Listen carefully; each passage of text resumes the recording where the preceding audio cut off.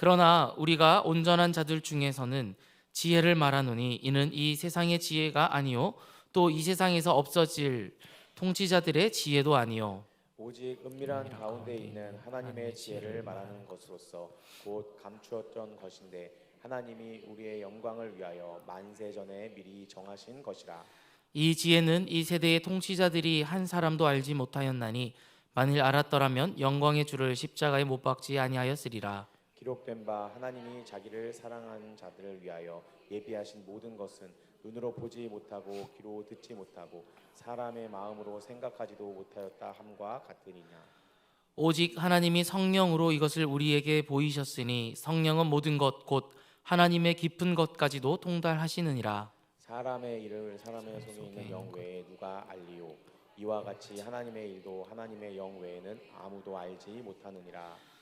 우리가 세상의 영을 받지 아니하고 오직 하나님으로부터 온 영을 받았나니 이는 우리로 하여금 하나님께서 우리에게 은혜로 주신 것들을 알게 하려 하심이라. 우리가 이것을 말하거니와 사람의 지혜가 가르친 말로 아니하고 오직 성령께서 가르친 것으로 하니 영적인 일은 영적인 것으로 분별하느니라. 육에 속한 사람은 하나님의 성령의 일들을 받지 아니하나니 이는 그것들이 그에게는 어리석게 보임이요 또 그는 그것들을 알 수도 없나니 그러한 일은 영적으로 분별되기 때문이라. 신령한 자는 모든 것을 판단하나 자기는 아무에게도 판단받지 아니하느니라. 함께 읽겠습니다. 누가 주의 마음을 알아서 주를 가르치겠느냐? 그러나 우리가 그리스도의 마음을 가졌느니라. 아멘. 할렐루야. 오늘 이 밤에 오신 여러분들 주님의 이름으로 축복하고 환영합니다. 네, 인사 한번 하고 시작할까요? 기억을 하시겠죠? 한번 해보겠습니다. 시작. 최고. 승리하세요. 세상에서 승리하세요. 사랑합니다. 오늘도 내일도 파이팅. 네. 언젠가는 제가 선창하지 않아도 다 같이 따라할 날이 있을 줄로 믿습니다. 여러분 혹시 애벌레 본 적 있으십니까? 저희 집에도 애벌레 한 마리가 있습니다. 처음에는 7마리가 있었는데요. 어느 날 보니 한 녀석이 엄청 커져 있는 거예요. 알고 봤더니 6마리의 애벌레를 잡아먹고 엄청 커진 것이었습니다. 그리고 그 녀석이 저희는 이제 장수풍뎅이가 되기만을 엄청 기다리고 있었는데요. 명절을 지나고 와보니 이 녀석이 죽어 있는 거죠. 네, 관심을 받지 못해서 안타깝게도 장수풍뎅이가 되지 못하고 애벌레로 죽어 있는 모습을 보았습니다. 여러분 그런데 이 애벌레가요 가만히 보면 이상하게 생기고 굼뜨고 날지도 못합니다. 그죠? 하지만 이 애벌레 속에는 도대체 무엇이 될지 알지 못하는 것들이 숨겨져 있다는 것이죠. 저희 집에 있는 애벌레는 장수풍뎅이가 될 녀석이었습니다. 암컷이었어요. 뿔이 없는 장수풍뎅이가 되는 것이었어요. 그런데 어떤 애벌레는 아름다운 날개가 있는 나비가 되기도 합니다. 애벌레는 나비가 되는 과정은 애벌레가 이렇게 나비가 되거나 애벌레가 뭐 어떤 다른 곤충으로 이렇게 변태하는 과정은 거의 기적에 가깝습니다. 여러분 애벌레가 어떻게 나비로 변태하는 줄 아십니까? 애벌레 내부에 어떤 신호가 오면은 애벌레는 고치를 만들기 시작합니다. 딱딱한 고치가 되어서 대롱대롱 매달려 있죠. 그러기를 시간이 지나고 나서 물론 그 안에서 애벌레는 어떤 것도 할 수가 없습니다. 움직일 수도 없을 거고요. 먹을 수도 없을 것 같고 그저 이 꼬치가 열리기만을 기다리는 것밖에 할 수 없어요. 그런데 어떤 시간이 흐르고 그 고치가 갈라져 버리는 순간이 오면은 그 안에 볼품 없었던 그 애벌레가 아름다운 날개를 가진 나비로 이렇게 변태하는 것을 볼 수 있습니다. 애벌레는 자신이 나비로 변태할 놀라운 존재라는 것을 알지 못해요. 그래서 죽는 한이 있어도 애벌레 상태에 있고 싶어 합니다. 하지만 하나님은 애벌레가 땅만 기어다니며 생을 허비하도록 만들어 놓지 않으셨다라는 거죠. 애벌레는 날기 위해 지음을 받았습니다. 그러나 그 사실을 어떻게 애벌레에게 납득시킬 수가 있을까요? 애벌레에게 자신이 미래가 나비가 되는 것이라고 아무리 설명을 해 주어도 깨달을 수가 없습니다. 어떤 분은 예수를 믿기 전의 모습을 애벌레로, 예수를 믿고 난 뒤의 모습을 나비로 비유하는 분들이 있어요. 하나님은 애벌레와 같은 우리를 바라보실 때 우리 속에 숨겨진 나비를 바라보십니다. 세상에 있는 모든 하나님의 자녀들을 향해 그런 눈으로 바라보십니다. 사람을 애벌레와 나비로 비유해서 죄송하지만 그렇지만 세상은 애벌레로 살다가 죽는 사람이 있는가 하면 그 고치를 벗고 나비가 되어 자유로운 영혼이 되어 영원히 사는 사람도 있다라는 것이죠. 여러분, 이 두 사람의 차이가 어디에 있을까요? 그것은 성령을 받아 예수님을 믿고 하나님의 자녀가 되느냐 아니면 그렇지 못하느냐, 이 차이에 있는 것입니다. 예수님을 믿는 사람은 영생을 얻지만 믿지 않는 사람은 멸망합니다. 우리 중에는 애벌레로 사는 것도 괜찮다라고 생각하며 변화를 회피하고 거부하는 사람들도 있을 수도 있어요. 나름 나는 훌륭한 애벌레로 살아가고 있어, 이 정도면 괜찮지 않나? 라는 생각을 하고 있기 때문입니다. 주변을 둘러보아도 모두들 다 애벌레로 잘 살아가고 있는 것 같아 보이기 때문이죠. 애벌레의 눈에는 애벌레만 보입니다. 그러나 애벌레로 살다 죽으면 안 되는 것이죠. 그것이 인생의 진짜 목적이 아니기 때문입니다. 사도 바울은 복음을 전할 때에 사람의 말과 지혜의 아름다운 것으로 전하지 않았습니다. 설득력 있는 사람의 말로서는 아무도 복음을 믿고 구원을 받게 할 수가 없었기 때문이었습니다. 마치 애벌레에게 아무리 나비가 될 운명이라고 말해주어도 알지 못하는 것과 같은 이치입니다. 말의 능력이 아니라 성령의 복음, 능력의 복음을 믿고 구원을 이루게 해야 한다는 것이죠. 세상의 지혜로는 사람을 구원할 수가 없습니다. 세상의 지혜는 조금 덜 타락하게 하든지 아니면 더욱 멸망의 길로 가게 하든지 이 둘 중에 하나입니다. 두 가지 모두 결국은 멸망에 이르는 길이라는 것이죠. 멸망에 이르게 하는 지혜라는 것입니다. 그러나 하나님의 지혜, 예수 그리스도의 십자가를 통해 나타난 지혜는 모든 사람을 구원하는 길이 됩니다. 사실 구원은 언제나 현재 진행형입니다. 계속해서 진행되어져 가고 있는 것이죠. 이 말은 누구도 구원의 문제에 대해서 자신할 수 없다라는 거예요. 그래서 날마다 우리는 구원을 이루어 가도록 노력해야 되는 것이죠. 그렇기 때문에 오늘 말씀은 우리 모두에게 도전이 되는 말씀입니다.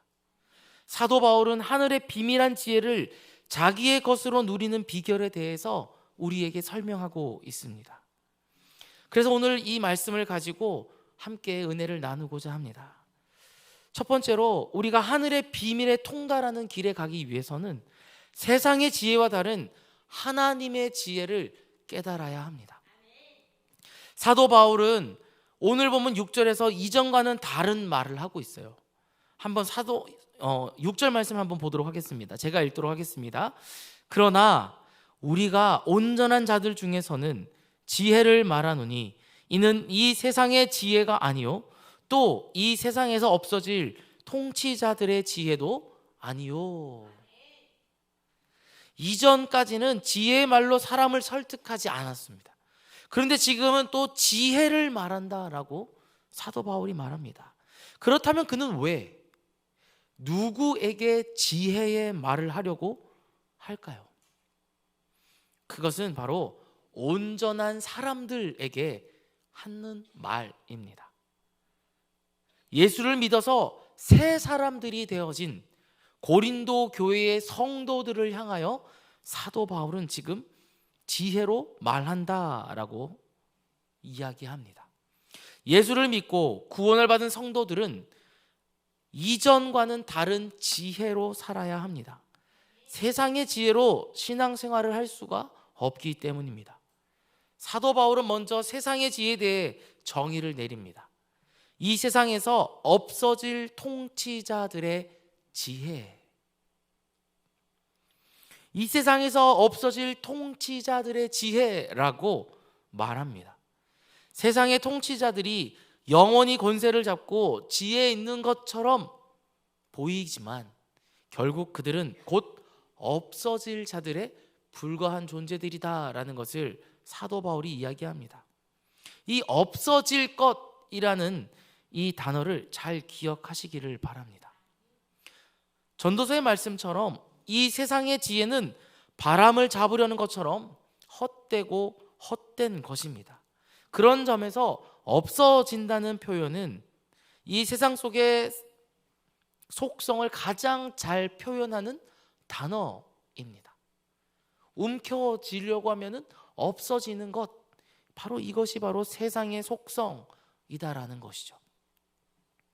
이 세상의 지도자들에게 공통적으로 발견되는 것들도 있습니다. 그들은 백성들을 사랑하고 돌보는 일을 하지만 그들이 그와 같은 지도력을 발휘하는 진짜 이유는 다른 데 있습니다. 바로 자신의 지위와 자신의 그런 자리를 이용해서 자신의 어떤 이익을 추구하려고, 어떤 이익을 만들려고 하는 일에 혈안되어 있다라는 것이죠.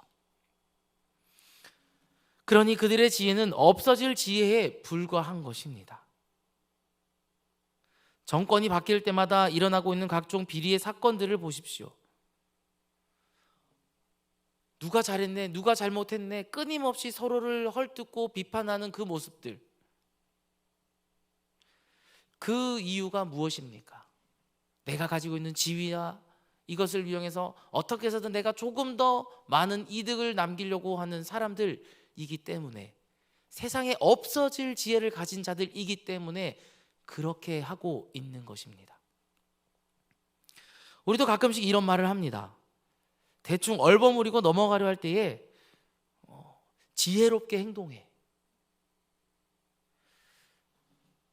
저도 저희 아이에게 좀 지혜롭게 행동해 이렇게 얘기할 때가 있습니다. 정답을 제가 모르기 때문에 그렇게 말을 할 때가 있다라는 것이죠. 적당히 숨길 것은 숨기고 덮을 것은 덮고, 불이익을 줄 만한 것이 있다면 슬쩍 숨겨놓고, 알면 어쩔 수 없고 모르면 다행이라고 합니다. 우리는 이러한 생각과 행동을 지혜롭다라고 말하기도 합니다. 실제로 어떤 물건을 샀는데 문제가 있습니다. 그래서 판매자에게 따집니다. 왜 이런 문제가 있는 것을 나에게 말하지 않았습니까? 그러자 그 판매자가 이렇게 이야기합니다. 거짓말한 건 아니고요, 안 물어보셔가지고 제가 안 알려드렸습니다. 그리고 다 알고 있는 줄 알았어요. 되게 당당하게 네가 물어보지 않아서, 너 알고 있는데 그거 산 거 아니냐라고 당당하게 말을 합니다. 세상은 이러한 것을 지혜라고 이야기합니다. 그러나 그것들은 모두 없어질 지혜입니다. 없어질이라는 단어는 성경에서 멸망할 이라는 말로 대체할 수가 있습니다. 그러므로 세상의 잘못된 지혜를 추구하는 사람은 없어지는 사람들, 다시 말하면 멸망할 사람들이라는 것이죠. 당장은 그럴듯해 보여도 곧 멸망하고 없어질 존재들이라는 것입니다. 사도 바울은 지혜 있다고 하는 사람들을 약간 비꼬우면서 이렇게 이야기합니다. 2장 8절인데요. 제가 읽어드리겠습니다.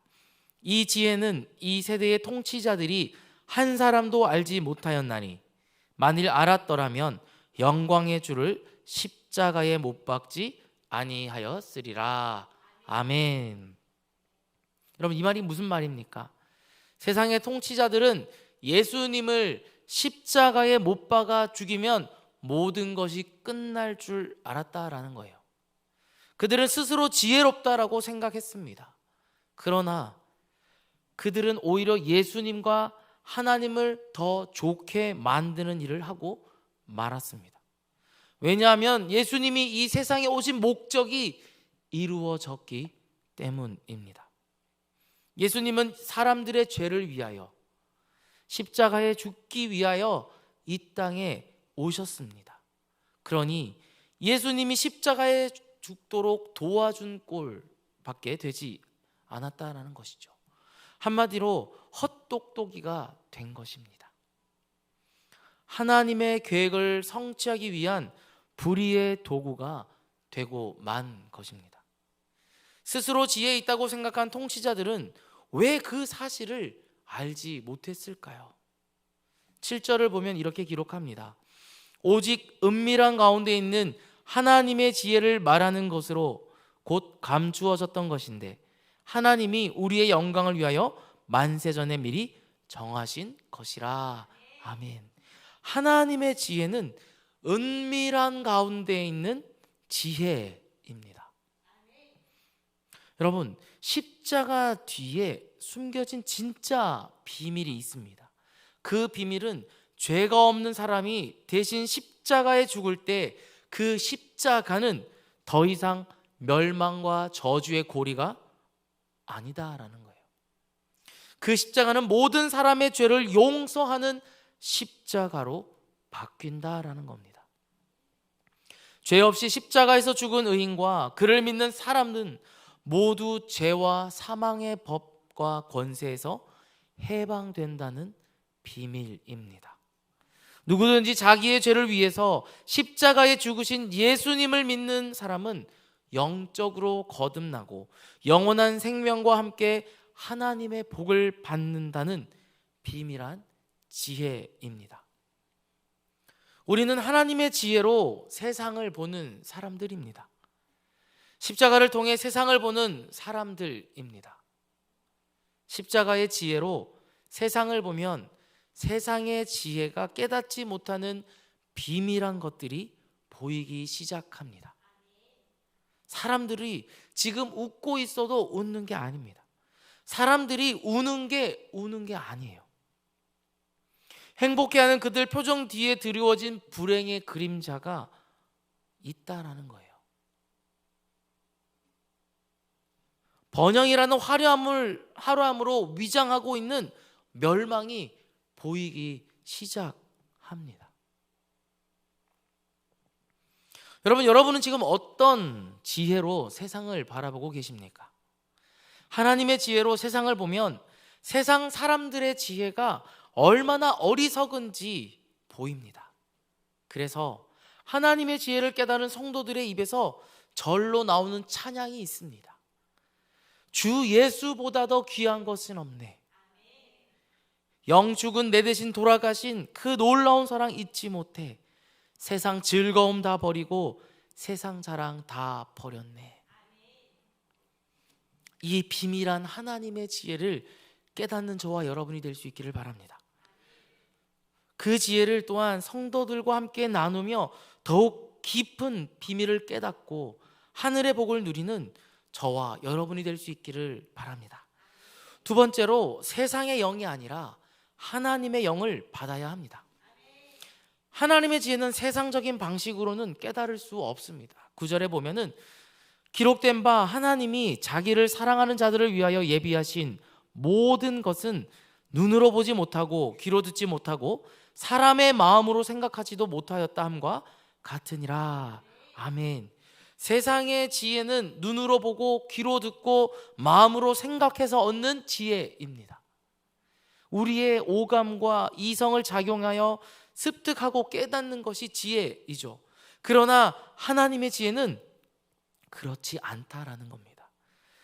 오늘 말씀 10절을 보면 오직 하나님이 성령으로 이것을 우리에게 보이셨으니 성령은 모든 것 곧 하나님의 깊은 것까지도 통달하시느니라. 아멘. 성령을 받아야 하나님의 지혜를 깨달을 수 있습니다. 성령님은 하나님의 것, 하나님의 깊은 것, 하나님의 마음 깊은 곳에 숨겨놓은 생각과 계획까지도 속속들이 다 아시는 분이기 때문입니다.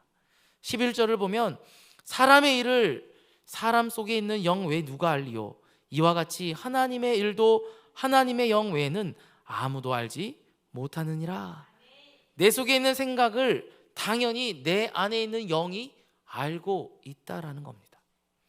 그처럼 하나님의 속에 있는 생각을 하나님의 영이 아는 것은 당연합니다.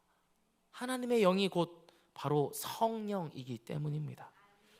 12절 말씀을 보면 우리가 세상의 영을 받지 아니하고 오직 하나님으로부터 온 영을 받았으니 이는 우리로 하여금 하나님께서 우리에게 은혜로 주신 것들을 알게 하려 하심이라.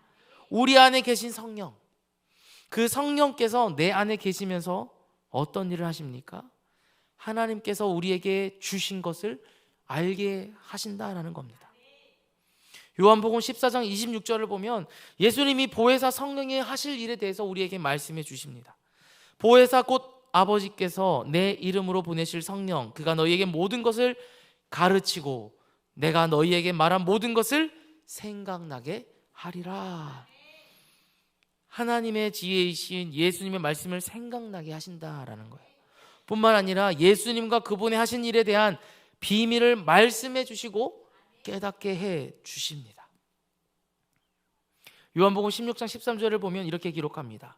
그러나 진리의 성령이 오시면 그가 너희를 모든 진리 가운데로 인도하시리니 그가 스스로 말하지 않고 오직 들은 것을 말하며 장래일을 너희에게 알리시리라. 아멘. 여러분, 세상에는 두 종류의 사람이 있습니다. 멸망하는 사람과 구원을 받은 사람입니다.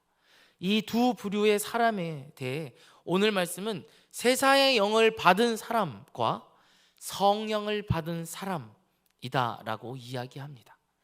세상의 영을 소유하고 살아가는 사람을 흔히 자연인, 교회에서는 이 사람들을 많은 이름으로 부르죠. 태신자, VIP, 불신자, 우린 이렇게 이야기합니다. 14절을 보면 육에 속한 사람은 하나님의 성령의 일들을 받지 아니하나니 이는 그것들이 그에게는 어리석게 보이며 또 그는 그것들을 알 수도 없나니 그러한 일은 영적으로 분별되기 때문이라. 예수를 믿지 않는 사람들에게는 성령님이 그 안에 없다. 세상의 영이 있을 뿐이다 라고 말합니다. 그래서 그들은 하나님의 성령께서 주시는 영적인 것들을 받아들이지 않습니다. 예수를 믿고 신앙을 가지는 것을 미련하고 어리석은 일이라고 생각합니다. 그들은 하나님을 모르기 때문에 예수님을 거부하고 믿지 않는 죄를 짓습니다. 그런데 성령을 받으면 이것이 달라진다라는 거예요. 성령을 받은 사람은 우리의 영적 그리스도인 신자, 성도라고 부릅니다. 그래서 16절을 보면 누가 주의 마음을 알아서 주를 가르치겠느냐, 그러나 우리가 그리스도의 마음을 가졌느니라. 아멘. 그런 주의 마음을 알고 그분의 가르침을 받는 사람입니다. 무엇보다도 그리스도의 마음을 소유한 사람들이라는 것이죠. 그래서 모든 것을 영적으로 판단할 수 있는 안목을 가진 사람들이라는 겁니다. 그리스도의 마음으로 세상을 보고 영적인 세계를 분별하는 능력을 지닌 사람들입니다. 이 사람을 보면 예수님이 어떤 분이실지 짐작할 수 있죠. 그 사람에게는 삶을 통해 믿음의 증거와 성령의 능력이 나타나기 때문입니다. 여러분, 방금 살펴본 두 사람, 자연인과 불신자와 그리스도인의 차이는 어디에 있습니까? 바로 성령을 받았느냐 받지 않았느냐에 있습니다. 여러분, 성령을 받으셨습니까? 혹 우리 중에 아직까지 성령을 받지 않은 분이 있다면 성령을 받으시기를 바랍니다. 그렇다면 어떻게 하면 우리가 성령을 받을 수 있나? 성경은 이 방법을 명확하게 말씀합니다. 사도행전에 보면 기록되어 있는데요. 제가 읽어드리도록 하겠습니다. 베드로가 이르되 너희가 회개하여 각각 예수 그리스도의 이름으로 세례를 받고 죄 사함을 받으라.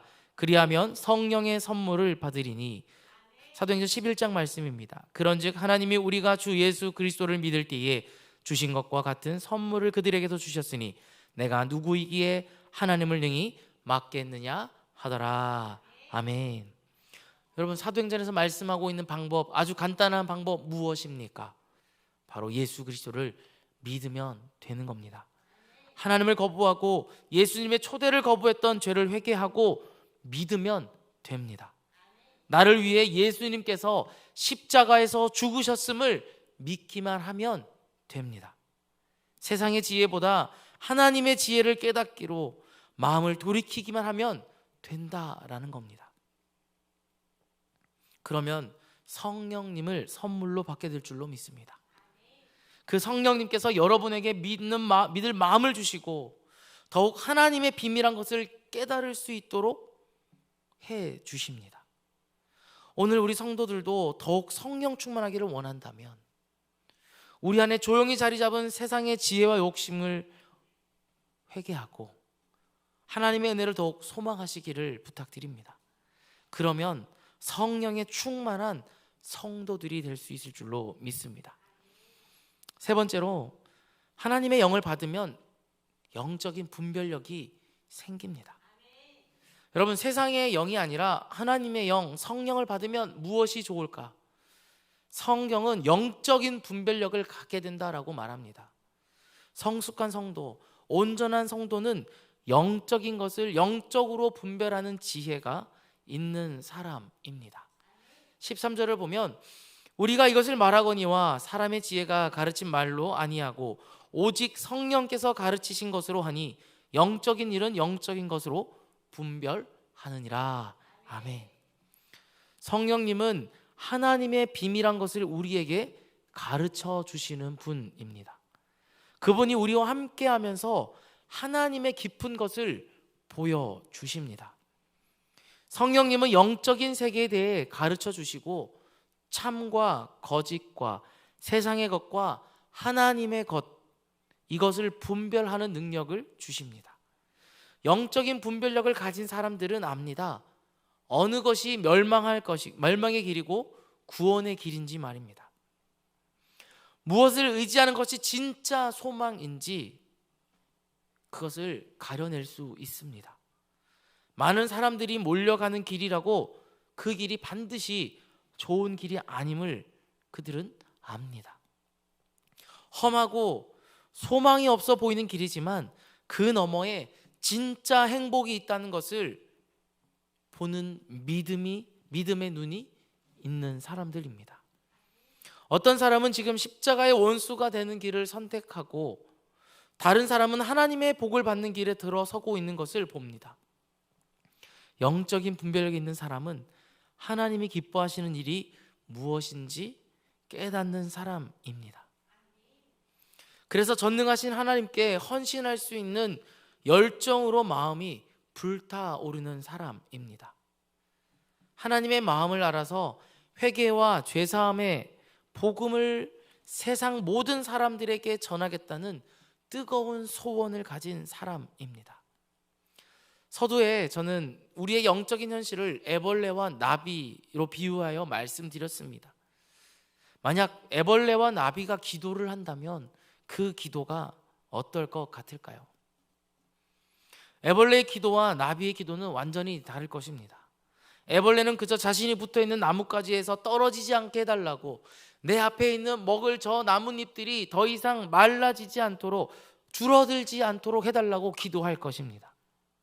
그리고 내가 여기 나무 숨어 있을 때에 새들이 와서 나를 잡아먹지 않게 해달라고 그렇게 기도할 것입니다. 그런데 나비의 기도는 다릅니다. 나비는 세상을 훨훨 날아다니죠. 꽃과 꽃들 사이에 있는 꿀을 먹고 자연의 아름다움을 만끽하며 이곳에 있는 꽃가루를 저 꽃으로 옮겨주며 생명을 탄생시킵니다.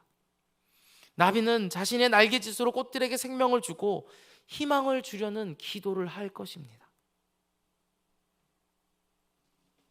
애벌레와는 차원이 다른 기도이죠. 우리는 애벌레가 아니라 나비로 부름을 받았습니다. 애벌레와 같은 삶을 벗어버리고 자유로운 나비와 같은 삶을 살아야 합니다. 하나님께서 우리에게 성령을 주셔서 예수 그리스도의 십자가의 비밀한 지혜를 깨닫게 하신 이유가 우리에게 있습니다.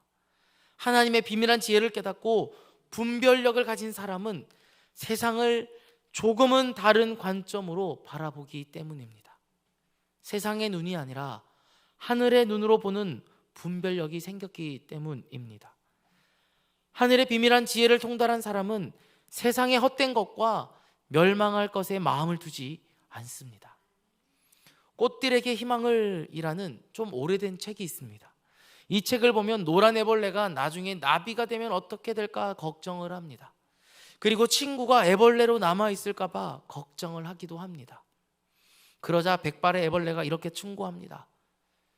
내가 먼저 변해서 나비가 되려무나. 그러면 자유롭게 날아다닐 수 있을 거야. 그때 가서 나비가 얼마나 아름다운지를 친구에게 보여주렴. 그러면 친구도 너처럼 되고 싶어 할 거야. 맞습니다. 먼저 나비가 되신 성도 여러분, 여러분이 누리는 은혜와 영광과 영적인 풍성함을 아직 나비가 되지 않은 애벌레들에게 보여주시기를 바랍니다. 아직까지가 나비가 되는 것에 대해 반신반의하는 분이 있다면 여기 모인 우리 모든 성도들을 보면서 확신을 가지고 믿음으로 성령을 받으시기를 바랍니다. 우리 주변에는 아직 구원을 받지 못한 사람들이 있습니다. 세상의 영과 세상의 지혜로 살아가는 그들에게 우리처럼 나비로 변화될 것을 소망하라고 하늘의 비밀을 자신 있게 전하는 온전한 성도들이 되시기를, 그런 저와 여러분이 될 수 있기를 주님의 이름으로 축복합니다.